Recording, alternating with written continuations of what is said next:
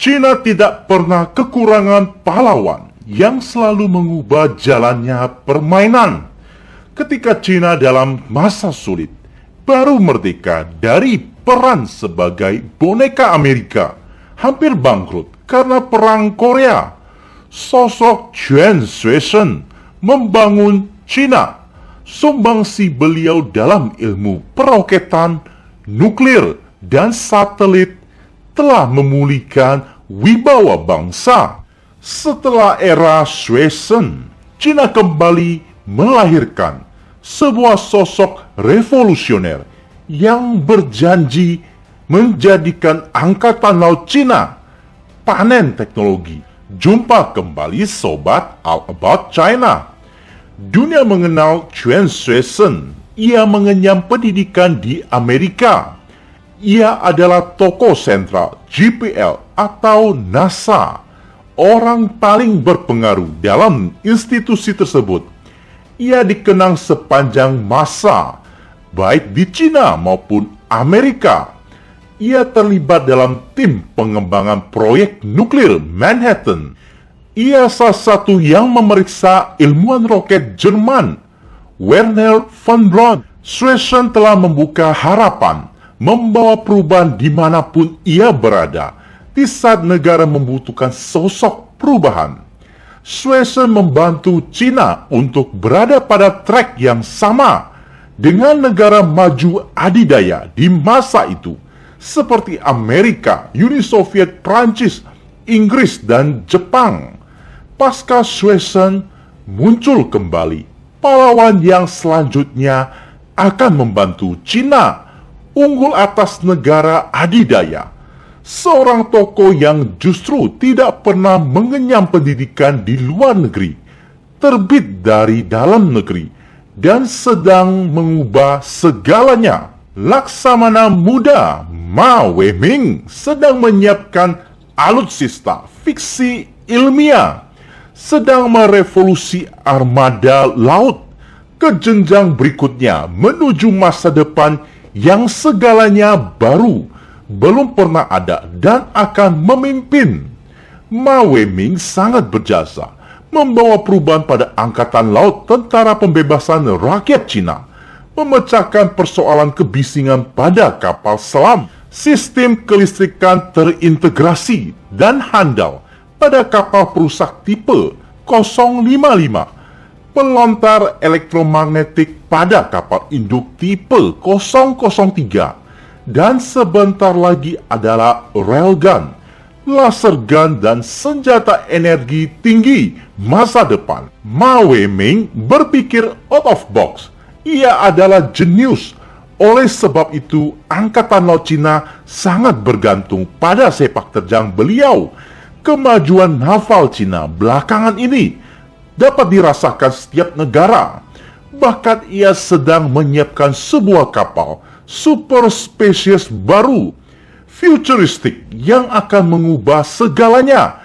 Kapal fiksi ilmiah sedang diajukan, cetak biru sedang dibuat, dan segala teknis sedang disiapkan yang akan merevolusi peperangan laut di masa depan.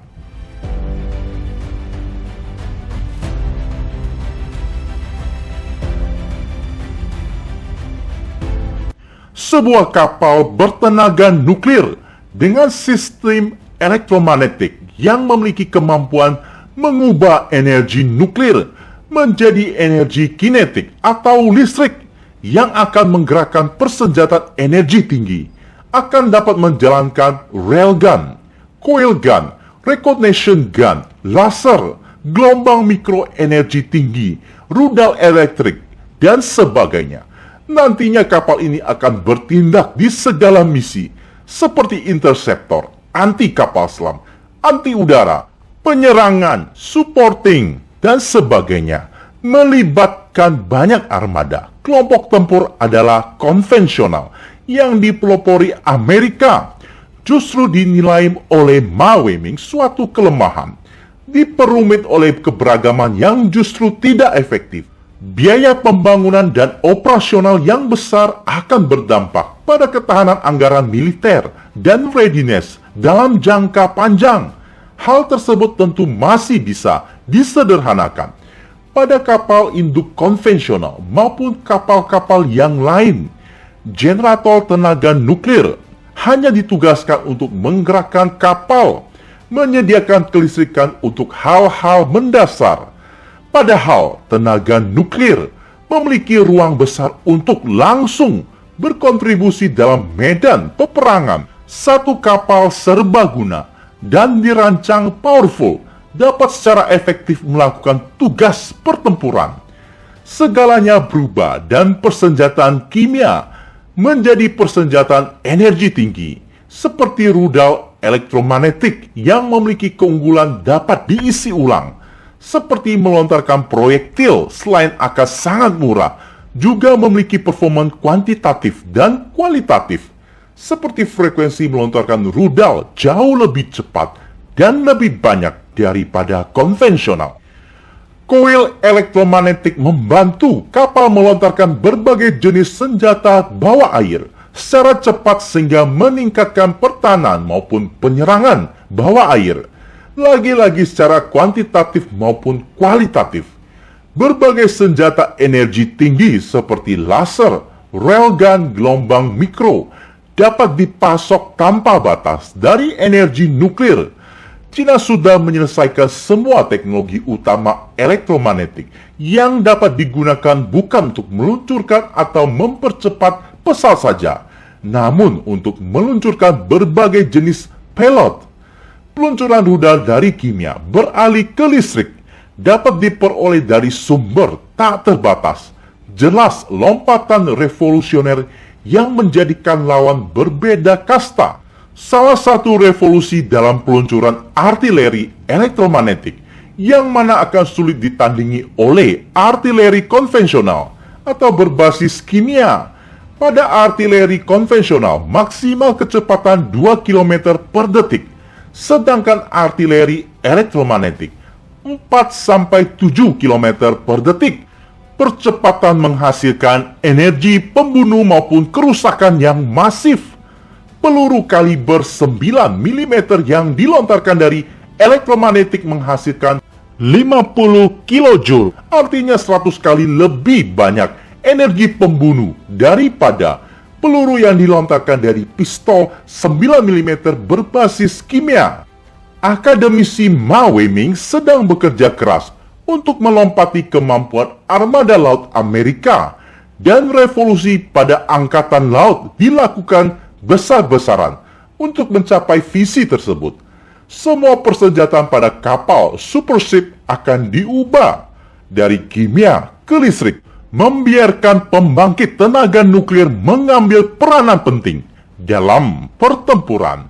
Ma Weiming adalah ahli kelistrikan spesialis elektromagnetik. Basis yang ia geluti ternyata Amerika mengalami jalan buntu dan sudah beberapa proyek dibatalkan. Ia pernah ditawari berbagai fasilitas oleh Amerika untuk dinaturalisasi. Menurut Amerika, ia bagaikan 10 divisi.